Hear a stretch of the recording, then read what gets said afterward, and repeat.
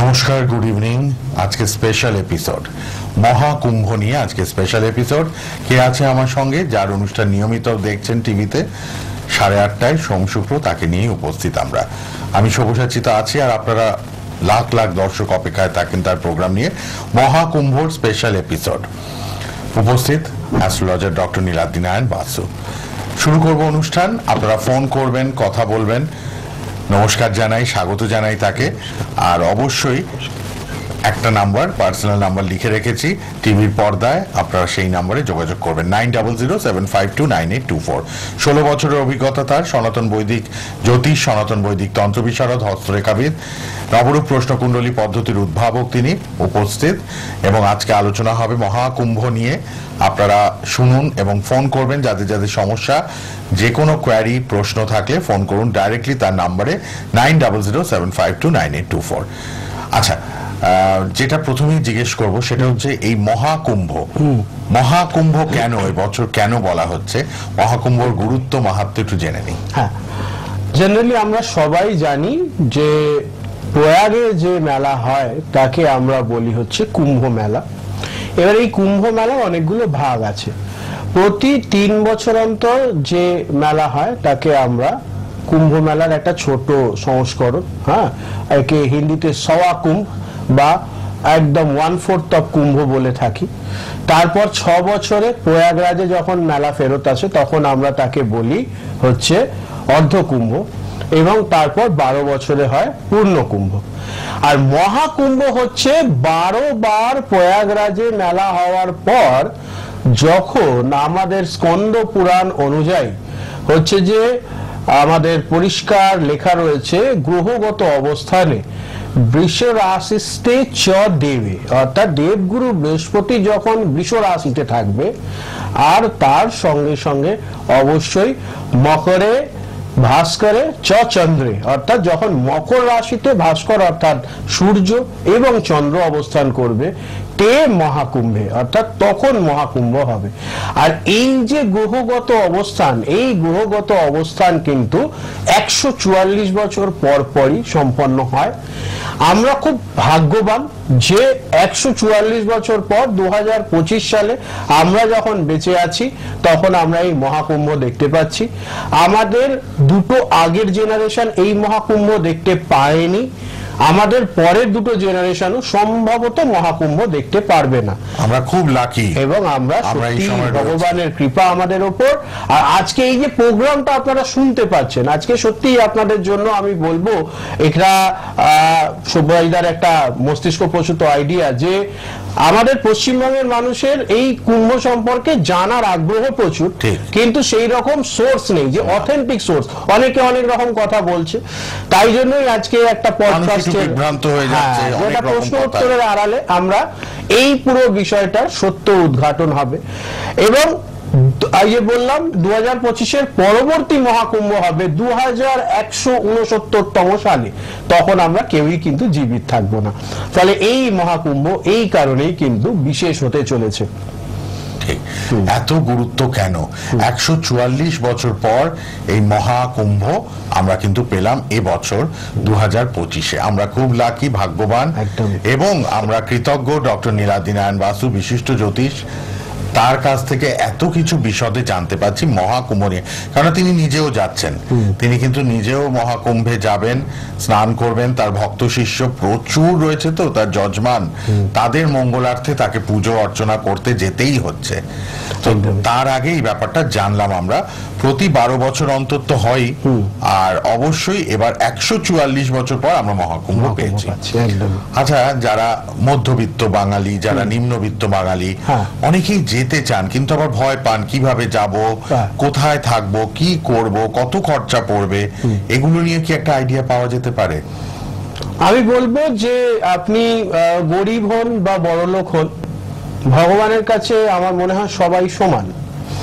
আর আমি মনে করি গরিব বড়লোক বিষয়টা নয়, কেউ সুযোগ সদ্ব্যবহার করে আজকে ধনবান হয়েছে, আর যারা ধনবান হতে পারেননি তারা এখনো পরিস্থিতির চাপে বা সেই রকম সুযোগ তাদের কাছে আসেনি, সেই কারণে তারা এখনো ধনবান হয়ে উঠতে পারেনি। তার মানে এই নয় তারা সারা জীবন গরিব থাকবেন। ফলে গরিব বড় লোক নয়, বিষয়টা হচ্ছে আপনার আস্থা, শ্রদ্ধা, ভক্তি। এই যে বললাম যে মনে যদি ইচ্ছে থাকে তাহলে পরে আপনার কাছে কত টাকা আছে সেটা প্রয়োজনীয় নয় বা গুরুত্বপূর্ণ নয়। আর খেয়াল করেছেন নিশ্চয়ই যে কোনো সংসাধন বা আপনি যখন ব্যবস্থা করছেন সেখানে কিন্তু যখন আপনি একটা ট্রেনের টিকিটও বুক করতে যাবেন, খেয়াল করেছেন নিশ্চয়ই সবাইরা, ওখানে কিন্তু লেখা থাকে না আপনি কত টাকা রোজগার করেন, ওখানে শুধু লেখা থাকে আপনি কোন সিটটা বুক করতে চাইছেন, আপনি থার্ড এসি বুক করতে চাইছেন, জেনারেল বুক করতে চাইছেন, না আপনি স্লিপার বুক করতে চাইছেন, এইটুকুই লেখা থাকে। ওখানে কিন্তু আপনার ইনকাম স্কেলের উপর ডিপেন্ড করে রেল কোম্পানি আপনাকে টিকিট দিচ্ছে না, এমনকি প্লেনের বুকিং এর ক্ষেত্রেও। তো আপনাদের প্রত্যেকের জন্যই বলবো, অলরেডি আমার চেয়ে আপনারা অনেক বেশি সজাগ সতর্ক এ ব্যাপারে, এবং অনেকেই এ ব্যাপারে এখনো পর্যন্ত খোঁজ নিয়ে নিশ্চয়ই দেখেছেন যে বেশিরভাগ ট্রেনের টিকিটই কিন্তু এখন অমিল ওয়েটিং চলছে। আপনাদের জন্য একটা ছোট্ট টোটকা বলি, খুব ভালো করে শুনবেন। সেটা হচ্ছে মহাকুম্ভ স্পেশাল বলে একটা ট্রেন হাওড়া থেকে প্রত্যেক দিন প্রয়াগরাজ যাচ্ছে। আচ্ছা, ডেট টাইম এটা নিয়ে বেশি চিন্তা করবার কিছু নেই। এছাড়াও প্রায় আরো 26 জোড়া ট্রেন, 26 জোড়া মানে যাচ্ছে যেটা সেটা আবার ফেরতও আসছে, প্রয়াগরাজ যাচ্ছে হাওড়া থেকে দৈনিক। হয় হাওড়ার থেকে ছাড়ে, নালে কলকাতার থেকে ছাড়ে, না হলে পরে শালিমার থেকে ছাড়ে অথবা সাঁতরাগাছি থেকে ছাড়ে, যাচ্ছে। কিন্তু মেইনলি হাওড়া বেসড আমাদের এখানকার কমিউনিকেশন তো হাওড়া ধরে, শিয়ালদা থেকেও রয়েছে। সেক্ষেত্রে কি করতে হবে, যে কোনো ট্রেন যদি টিকিট না পাচ্ছেন, ধরে নিলাম আপনি তৎকালও বুক করতে পারেননি, তৎকাল বুক করতে পারলে তো ভালোই, আপনি তৎকালও করতে পারেননি, আপনি যেদিন যে ট্রেনটা ছাড়বে সেই ট্রেন ছাড়বার 4 ঘন্টা আগে স্টেশনে পৌঁছে যান, গিয়ে জেনারেল টিকিট কেটে নিন। কেটে আপনি সংশ্লিষ্ট যখনই দেখবেন ট্রেন ঢোকে প্ল্যাটফর্মের নামটা ঘোষণা হয়ে যায়, আপনি সেই প্ল্যাটফর্মে পৌঁছে যান। আরপিএফ থেকে সুবিধা হয়েছে এটা, রেল কোম্পানি এই সুবিধাটা করেছে। ওনারা কি করছেন, জেনারেল কম্পার্টমেন্টে ওঠার আগে সবাইকে লাইনে দাঁড় করিয়ে দিচ্ছেন, দিয়ে লাইন দিয়ে সকলকে জেনারেল কম্পার্টমেন্টে ওঠার সুব্যবস্থা করে দিচ্ছেন। ফলে মাত্র 400 টাকা, 376 থেকে 400, আবার 270 টাকা ভাড়াও রয়েছে হাওড়া থেকে প্রয়াগরাজের, ঠিক আছে, জেনারেল টিকিটে। সেইটা কেটেও কিন্তু আপনারা অবশ্যই প্রয়াগরাজ পৌঁছে যেতে পারবেন। ফলে এখানে আর্থিক বিষয়টা বেশি গুরুত্বপূর্ণ নয়।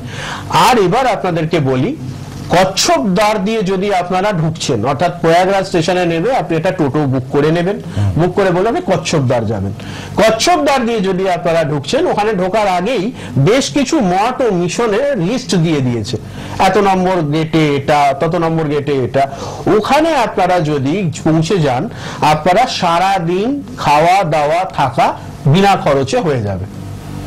কত সুন্দর সুবিধা, আপনার থাকতেও কোনো খরচা লাগলো না, খাওয়া দাওয়াতেও কোনো খরচা লাগলো না, ঈশ্বরের ভজন শুনতে পারলে সারাদিন একটা ভব্য পরিবেশে থাকতে পারবেন, মনটাও দেখবেন আনন্দে ভরে উঠবে। তারপর স্নান হয়ে যাওয়ার পর একদিন যদি থাকার ইচ্ছে হয় থেকে পরের দিন আবার ফেরত আসার পথে সেইভাবেই ট্রেনের ব্যবস্থা যদি তৎকাল পেলেন ভালো, নাহলে যে সিস্টেম আমি হাওড়া থেকে করবার ক্ষেত্রে বলেছিলাম ওদিক থেকেও সেই সিস্টেম করবেন, বাস চলে আসবেন। মনে ভক্তিভাব থাকলে ভগবান আপনার জন্য রাস্তা খুলে দেবে। একদম দেখুন, আজকে কি সুন্দর আপনাদেরকে একটা ছোট্ট টিপস বলে দিলাম। এই ধরনের টিপস মাথায় রাখুন, তাহলেই আপনারা কুম্ভে যেতে পারবেন। একটা জিনিস বলবো, সেটা হচ্ছে যে এইটা যখন টেলিকাস্ট হবে তখন 3টে বা 2টো ডেট হয়তো বাকি থাকবে মহাস্নানের, মাঘী পূর্ণিমা, হয়তো সরস্বতী পুজোও থাকবে, এবং তার সঙ্গে সঙ্গে থাকবে হচ্ছে শিবরাত্রি। ফলে আমি বলবো এই 3টে ডেট, 12 তারিখ, 26 তারিখ এবং 3 তারিখ, অর্থাৎ 3রা ফেব্রুয়ারি, 12ই ফেব্রুয়ারি, 26শে ফেব্রুয়ারি, এই 3টে ডেট খালি বাদ দিয়ে দেবেন, তাহলেই দেখবেন কোনো ভিড় ভাড় থাকবে না, খুব সুষ্ঠুভাবে আপনারা দর্শন করতে পারবেন।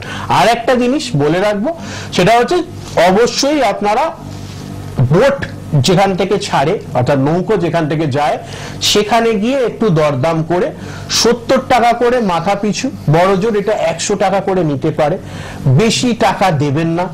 আপনারা সঙ্গম ঘাটে যাবেন। সঙ্গম বলে একটা জায়গা রয়েছে, যেটা ধারে যারা স্নান করে নেন তারা আইদার গঙ্গায় স্নান করছেন অথবা যমুনায় স্নান করছেন, কিন্তু এই গঙ্গা আর যমুনার মিলনস্থল যেটা মাঝ নদীতে প্রায়, তাকে আমরা বলি সঙ্গম স্থল। এই সঙ্গমে স্নান করতে হবে। সঙ্গমে কিন্তু গঙ্গা, যমুনা এবং অন্তঃশীলা সরস্বতীর মিলন ঘটেছে।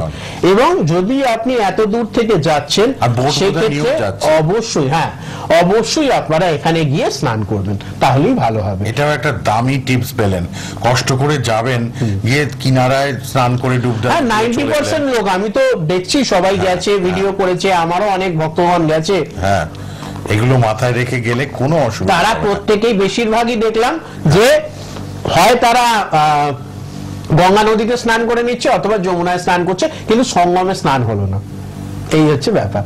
তো সেক্ষেত্রে আমরা যারা পশ্চিমবঙ্গে থাকি, বিশেষ করে কলকাতা, হাওড়া আশেপাশ এরিয়াতে, তারা সবাই তো গঙ্গা নদীতে মোটামুটি স্নানের সুযোগ পাই। এখান থেকে অত দূর গিয়ে সেই গঙ্গাতেই যদি স্নান করলাম, তাহলে আমাদের প্রয়াগরাজের মহাকুম্ভে স্নানের যে পুণ্য, সেটা আমরা পাবো কি করে, তাই না? তাহলে এইটা একটু খেয়াল রাখবেন, তাহলেই হবে। আর খুব সুন্দর করে ব্যবস্থা করা হয়েছে, 12 কিলোমিটার লম্বা ঘাটের ব্যবস্থা করা হয়েছে, সুষ্ঠুভাবে যাতে মানুষ স্নান করে উঠে যেতে পারে। বিশেষ করে যে দিনগুলোতে বিশেষ স্নানের দিন নেই, অমৃত স্নান বা শাহী স্নান এর দিন নেই, সেই দিনগুলোতে তো ফাঁকাই থাকছে, অসুবিধার কিছু নেই। যারা মনে করছেন যে আশ্রমে উঠবেন না, থাকবেন না, তাদের জন্য বলবো মোটামুটি 300 থেকে 500 টাকা দিলে পরে আপনারা ওই মেলা চত্বরেই টেন্ট পেয়ে যাবেন। টেন্টে থাকলে সুবিধা কি, আপনাদের হাঁটা চলাটা কম করতে হবে, তবে মাথায় এটুকু নিয়ে চলবেন যে মোটামুটি হাঁটতে কিন্তু হবে, কারণ ওই বালি রাস্তার উপর দিয়ে গাড়ি চলে না। মানে বালি রাস্তার উপর দিয়ে গাড়ি যেমন চলে না, যেমন আপনারা বালিয়াড়িতে যারা বেড়াতে গেছেন দেখেছেন সমুদ্রের ধারে, সেখানে তো ওই বালিয়াড়িতে আর গাড়ি চলে না, তাহলে বালিয়াড়িতে পায়ে হেঁটে যেতে হবে। এটা একটু মাথায় রাখতে হবে, তাহলেই আপনারা খুব সুষ্ঠুভাবে ভ্রমণ করে আসতে পারবেন, কোনো অসুবিধা হবে না। সামান্য একটু কষ্ট, আর কিছু না, একটু হাঁটতে হবে, একদমই, আর কোনো ব্যাপার না। আর যখন স্পেশাল স্নানের দিনগুলো বাদ দিয়ে কিন্তু সবাই, মানে আমি বলবো 45 দিন ধরে ভালো দিন রয়েছে, এবার যার মধ্যে যে কোনো একটা দিন ধরে স্নান করলেই হবে। এর জন্য ওই অমৃত স্নানের দিনকেই স্নান করতে হবে, এরকম কোনো বড় ব্যাপার নয়, আর গেলেই হয়, এটা হচ্ছে ব্যাপার।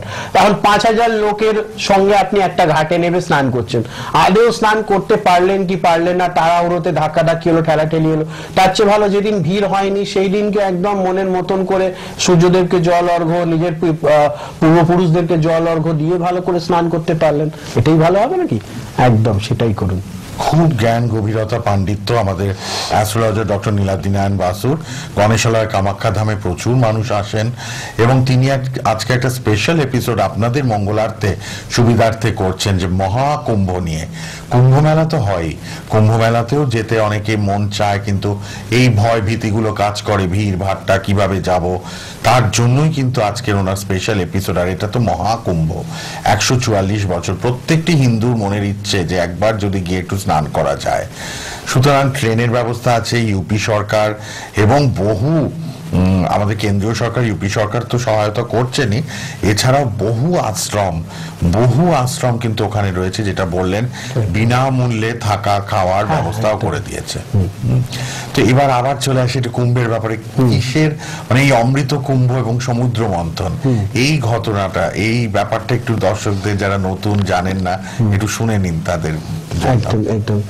বিষয় হচ্ছে, একদিন ইন্দ্রদেব হাতিতে চড়ে ভ্রমণে বেরিয়েছিলেন। সেই সময় আমাদের মুনি দুর্বাসা, যে নাম খুব প্রসিদ্ধ অভিশাপ দেওয়ার জন্য, তিনি ইন্দ্রদেবকে দেখতে পেয়ে একটি মালা দিতে চেয়েছিলেন।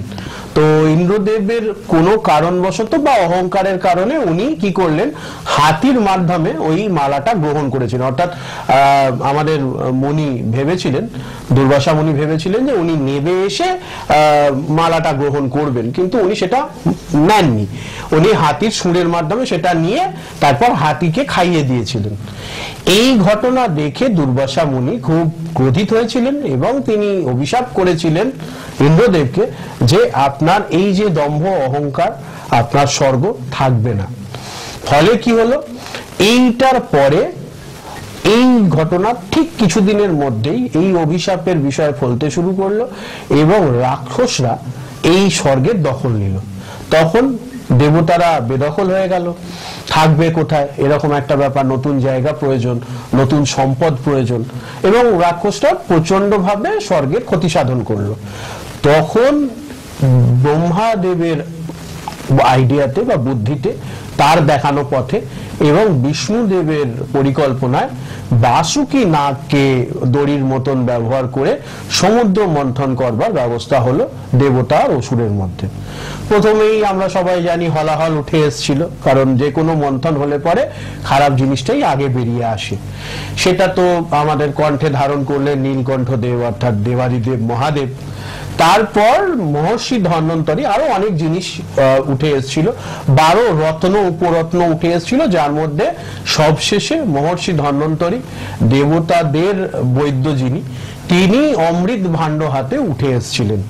এবার এই অমৃত ভাণ্ড নিয়ে দেবতা এবং অসুরের মধ্যে মহা সংগ্রাম যুদ্ধ হলো। এই সময় ইন্দ্রের পুত্র কথিত আছে, এটার আবার একটা অন্য মত আছে, সেটাও বলবো, তিনি এই অমৃত ভাণ্ড যুদ্ধ চলতে চলতে 4 জায়গায় লুকিয়ে রেখেছিলেন। এই 4 জায়গাগুলিতে কুম্ভ হয়ে থাকে, যেমন হরিদ্বার, উজ্জয়ন, নাসিক এবং প্রয়াগরাজ। এই 4 জায়গাতে প্রতি 3 বছরেই কুম্ভের মেলা হয়। একে আমরা সোয়া কুম্ভ বলি, মানে 1/4 অফ কুম্ভ। আর এই কুম্ভ এইভাবে এই যে 4 জায়গায় রাখা হয়েছিল কুম্ভের হাণ্ড, বলা হয় অমৃত বাড়ি ঝরে পড়েছিল এই সময়। আরেকটা কথা হয় যে টানাটানিতে এই 4 জায়গার উপরে এক এক ফোঁটা করে অমৃত পড়েছিল, বর্ষণ হয়েছিল। পড়ে যাওয়া বিষয়টা ঠিক নয়। 12 দিন ধরে দেবতা এবং অসুরদের মধ্যে যুদ্ধ হয়েছিল, এবং একটা নিয়ম অনুযায়ী 3 দিন করে এই 4 জায়গায়, যে জায়গাগুলোর আমি অলরেডি নাম বললাম, সেই জায়গাগুলোতে অর্থাৎ হরিদ্বার, উজ্জয়ন, নাসিক এবং প্রয়াগরাজে এই 3 দিন করে ছিল। দেবতাদের প্রতিদিন সমান সমান আমাদের 1 বছর, তাই 12 বছরে পূর্ণ কুম্ভ, 6 বছরে অর্ধ কুম্ভ এবং প্রতি 3 বছরে সোয়া কুম্ভ করা হয়। এবার এই বিষয়টা হচ্ছে যে এই ঘটনার পরে এটাকে স্মরণে রেখে বলা হয় যে প্রতি 12 বছরে যে কুম্ভ হচ্ছে সেই সময় নদীতে স্নান করলে পরে অমৃত ধারা আমাদের জীবনে বয়ে যায়, এবং মহাকুম্ভে স্নান করলে বলা হয় আমাদের যে এই মানব জনম, সেই মানব জন্মের যত পাপ এতকাল ধরে, কারণ বলা হয় যে আমরা তো জন্মান্তরবাদে বিশ্বাসী, আমাদের হিন্দু ধর্মে জন্মান্তরটা চলে, সেটা এতদিন ধরে আমরা যা পাপ অর্জন করে এসেছি আমাদের আত্মা সেই পাপ থেকে মুক্ত হয়ে যায়। তাই বলা হয় 144 বছরে একবার মহাকুম্ভ। এই জন্যই এইবারের মহাকুম্ভের এত জানাশোনা বা এত লোকের কাছে উৎসাহ, এবং এটা এত মাহাত্ম্যযুক্ত হতে চলেছে। খুব লাকি, বারবার বলছি আমরা এই বছরটা সবাই স্বচক্ষে দেখতে পাচ্ছি, আপনারাও দেখতে পাচ্ছেন মহাকুম্ভ প্রয়াগরাজে হচ্ছে। আর অবশ্যই অ্যাস্ট্রোলজার ডক্টর নীলাদ্রি নারায়ণ বাসুর মতো জ্ঞানী গুণী পণ্ডিত মানুষ, তো এটা খুব স্বাভাবিক ব্যাপার যে তিনি মহাকুম্ভ নিয়ে একটা স্পেশাল এপিসোড করবেনই করবেন। আপনারা তাকে চেনেন, সোশ্যাল মিডিয়ায় খুব খুব পপুলার। তার নিজস্ব ফেসবুক ইউটিউব পেজ আছে, ফেসবুক পেজ এবং YouTube channel the Bong astro, যেখানে অনেক কিছু আপনারা পান প্রতিনিয়ত। এবং এই মানুষটি কিন্তু অক্লান্ত পরিশ্রম করে আপনাদের জন্য, এবং আপনারা তার প্রোগ্রাম দেখেও অভ্যস্ত, নিয়মিত টিভি প্রোগ্রাম এবং ফেসবুক ইউটিউবেও তার প্রোগ্রাম থাকে। আপনারা যারা যোগাযোগ করবেন অবশ্যই সবাই রেড বক্সের নাম্বারে আপনাদের নিজ নিজ সমস্যা শেয়ার করেন। আমি জানি 3 বছর ধরে তো প্রোগ্রাম, এবং তারও বহু সোশ্যাল মিডিয়াতে প্রায় 8-10 বছর হলো টানা করছেন। তার ফেসবুক পেজে লাইভ, তার ইউটিউব চ্যানেলে লাইভ, এবং অনেক তথ্য ইনফরমেশন দিয়ে দেন তিনি, যেগুলো আপনাদের কাছে খুব মনোগ্রাহী। তাই 9007529824 এই নাম্বারটি আপনাদের জন্য, 9007529824 রেড বক্সে আছে, আপনারা কিন্তু কথা বলবেন সবাই। নবরূপ প্রশ্নকুণ্ডলী পদ্ধতির উদ্ভাবক তিনি, এবং 16 বছরের অভিজ্ঞতা, সনাতন বৈদিক জ্যোতিষ, সনাতন বৈদিক তন্ত্র বিশারদ, হস্তরেখাবিদ, বাস্তুবিদ, সংখ্যাতত্ত্ববিদ, অ্যাস্ট্রোলজার ডক্টর নীলাদ্রি নারায়ণ বাসু। আরো 5 মিনিট আছে, আর একটু আমরা নিশ্চয়ই কথা শুনবো। আর আপনারা কিন্তু ফোন লাইন খোলা পাচ্ছেন, রেড বক্সের নাম্বার। মহাকুম্ভর এপিসোড এই বছর 2025-এ আমরা প্রত্যক্ষদর্শী, এবং এত গুরুত্ব, এত মাহাত্ম্য আমাদের কাছে কিন্তু একটা লোভনীয় ব্যাপার হিন্দুদের কাছে। নিশ্চয়ই খুব পুণ্য অর্জন হয় বলেই প্রত্যেকটি হিন্দু যাওয়ার চেষ্টা করছে। একদমই একদমই। আমার তো মনে হয় শুধু হিন্দু নয়, আমরা প্রত্যেকেই তো সনাতনী, যেহেতু আমরা সনাতন ভারতবর্ষে জন্মলাভ করেছি। এবং একটা কথা আজকেই আমি একটা জায়গায় বলছিলাম, মানে অন্য ধর্মের মানুষরাও তার মানে ডুব দিচ্ছে। হ্যাঁ অবশ্যই অবশ্যই। বিদেশ থেকে প্রচুর বিল মানুষ গেটসের পত্নী যিনি, হ্যাঁ উনি এসেছেন, আরো মানে উনি সবচেয়ে নামী ব্যক্তি বলে তার নাম নিলাম আর কি। এছাড়াও আরো অনেকে এসেছেন। হ্যাঁ, এবং হয় কি একটা জিনিস বুঝতে হবে, আমাদের শরীরের 70% জল। আজকে একটা সায়েন্সের কথায় আমি বলছিলাম, ওদের একটা পডকাস্টে ছিল, ওরা আবার বিজ্ঞান ছাড়া অন্য কিছু বোঝে না। তো এবার বিজ্ঞান ভিত্তিক ভাবেও যদি আমরা সাইন্টিফিক্যালি আলোচনা করি, আমাদের শরীরে 70% জল রয়েছে। এবার এই 70% জল যখন এই গঙ্গা যমুনার বিভিন্ন ট্রিবিউটারিজ হয়ে পাহাড়ের উপর থেকে বয়ে আসছে, যখন অনেক রকম খনিজ পদার্থ, বিশেষ করে ম্যাগনেসিয়াম, পটাশিয়াম, হিলিয়াম, এই সমস্ত বিষয়গুলো ওর মধ্যে মিশছে, এই জলটা কিন্তু আমাদের জন্য খুব ইমিউনিটি বুস্টার হয়ে যাচ্ছে। এবং এই ইমিউনিটি বুস্টিং ওয়াটার যখন দুটো জল মিশছে একটা ট্রিবিউটারিজে, এবং এই দুটো জল, একদিকের জলটা একটু আমাদের যেরকম গঙ্গা জলের কালার একটু ঘোলাটে ধরনের, আর একদিকের জল একটু যেমন হয় একটু নীলচে ধরনের, এই দুটো জলের সঙ্গমে যখন আপনি স্নান করছেন, আপনার শরীরের বিভিন্ন ব্যাকটেরিয়া কিন্তু ট্রিটমেন্ট হচ্ছে। ফলে শুধুমাত্র যে অমৃত কুম্ভে অমৃত বা পুণ্য প্রাপ্তির জন্য আপনি স্নান করছেন তা কিন্তু নয়, আপনার শরীরের অনেক রোগ ব্যাধি, জ্বর জ্বালা সমস্যা আপনি মিটিয়ে ফেলছেন, এটা একটা বড় ব্যাপার।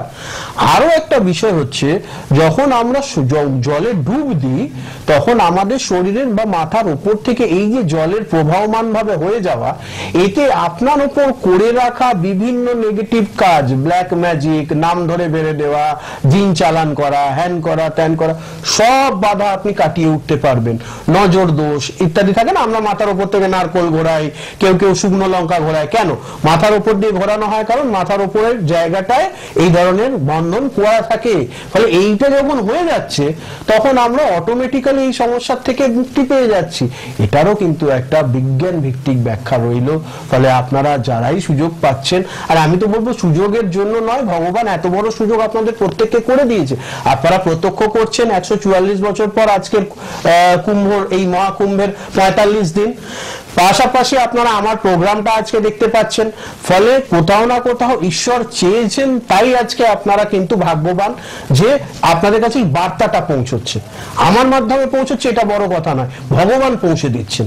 ফলে অবশ্যই আপনারা যে যে অবস্থাতে রয়েছেন, জীবনে বেঁচে থাকলে অনেক টাকা রোজগার করতে পারবেন, জীবনে বেঁচে থাকলে অনেক জায়গায় যেতে পারবেন, কিন্তু 144 বছর পর আসা এই কুম্ভ আর হয়তো আমাদের জীবনে আসবে না। আর সত্যিই তো আসবে না, 144 বছর একটা মানুষের বেঁচে থাকার তো সম্ভব নয় না। ফলে অবশ্যই যারা সুযোগ পাচ্ছেন, বা নিজের বাড়িতেই কথাবার্তা বলে, বন্ধু বান্ধবের কথাবার্তা বলে বেরিয়ে পড়ুন, দেখবেন একটা আলাদাই আত্ম উপলব্ধি হবে। দুটো জিনিস বলবো, বেশি জিনিস দামি কিছু নিয়ে যাওয়ার দরকার নেই। ওখানে একটা সাত্ত্বিক জীবন যাপন করতে যাচ্ছেন, ফলে সাধুদের যেমন ছোটখাটো জিনিস থাকে প্রয়োজনীয় সেগুলো, আর একটু হয়তো ঠান্ডা থাকতে পারে, সেই জন্য একটু শীতের জামা থাকবে, গামছা বা টাওয়েল, আর সঙ্গে স্নানের কিছু জামা কাপড়। আর একটা জিনিস খুব বলি, খুবই দৃষ্টিকটু লাগে, পুণ্য স্নান করতে যাচ্ছে মানুষজন, শুধুমাত্র হাফ প্যান্ট পরে জলে নেমে পড়ছে, বা তার চেয়েও ছোট প্যান্ট পরে জলে নেমে পড়ছে, বড্ড দৃষ্টিকটু জিনিস। আপনারা যখনই নদীতে স্নান করবেন, মহাকুম্ভে হোক বা আপনারা গঙ্গা নদীতে স্নান করবেন, আপনার উপরের ঊর্ধ্ব অঙ্গের বস্ত্র এবং নিম্ন অঙ্গের বস্ত্র যেন ঠিক থাকে, না হলে পরে কিন্তু আপনি পাপ ধোবেন কিনা জানি না, পাপ অর্জন অবশ্যই করবেন। কারণ আপনাকে দেখে অনেকের দৃশ্য দূষণ হচ্ছে, সে মনে অন্য ধরনের ভাবনা চিন্তা করছে, এটা কিন্তু একটা পাপের সমতুল্য। ফলে এই বিষয়টা মাথায় রাখবেন। তো একটা পাতলা গেঞ্জি, একটা ভালো প্যান্ট বা একটা ধুতি আর সঙ্গে একটা গেঞ্জি পরে সুন্দর করে স্নান করুন, খুব ভালো লাগবে। ছবি টবি তুললে পরে সে ছবিটাও ভালো আসবে, তাই না? ফলে নীলাটি নারায়ণ বসু সব ধরনের বিষয়গুলোই ঘুরিয়ে ফিরিয়ে বলে আর কি। ফলে আপনাদের জন্য এটা খুব ভালো হবে। যারাই সুযোগ পাচ্ছেন বেরিয়ে পড়ুন, এখনো 1 মাসের উপর সময় রয়েছে, আশা করছি আপনাদের খুব ভালোই হবে। 26শে ফেব্রুয়ারি হচ্ছে শেষ দিন মহাকুম্ভে শাহী স্নানের, শিবরাত্রিতে অমৃত স্নানের। আমি বলবো ওই 2 দিন বাদ দিয়ে দিন, 24 তারিখ পর্যন্ত টার্গেট করবেন, এর মধ্যে অবশ্যই হয়ে যাবে। একদিন আর একদিন, 2 দিন যাওয়া আসা ট্রেনে লাগবে, আর ওখানে 2 দিন থাকলে পরে টোটাল 4 দিনের ট্রিপ, মানে 3 রাত্রি 4 দিন থাকলেই আপনাদের ট্রিপ কমপ্লিট হয়ে যাবে। এবং সব শুদ্ধ হয়তো আমার হিসেবে যদি আপনারা কোনো মঠে বা মিশনে থাকছেন, 1000-2 টাকার মধ্যে আপনাদের পুরো কুম্ভ ভ্রমণ কমপ্লিট হয়ে যাবে। লাক্সারি করবার দরকার নেই, আপনি তো পুণ্য অর্জন করতে গেছেন, কষ্ট করুন, ব্যাস হয়ে যাবে।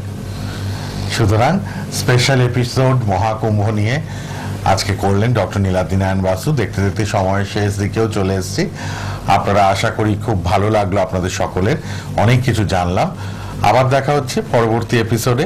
আর যাদের যা প্রশ্ন আছে, হেল্পলাইন নাম্বার তো রইল খোলা, কথা বলুন 9007529824। আর শালকিয়ায় আসবেন, অনলাইন অফলাইন বোথ আপনারা কনসালটেশন পাবেন, তার থেকে ফোন করে নিন। সোম শুক্র রাত 8:30 দেখা হচ্ছে টিভিতে, আর ইউটিউব ফেসবুকে তো নিয়মিত তার নিজস্ব চ্যানেল আছে, আমাদের সোনার বাংলার গুলো আপনারা পাচ্ছেন নিয়মিত সোশ্যাল মিডিয়ায়।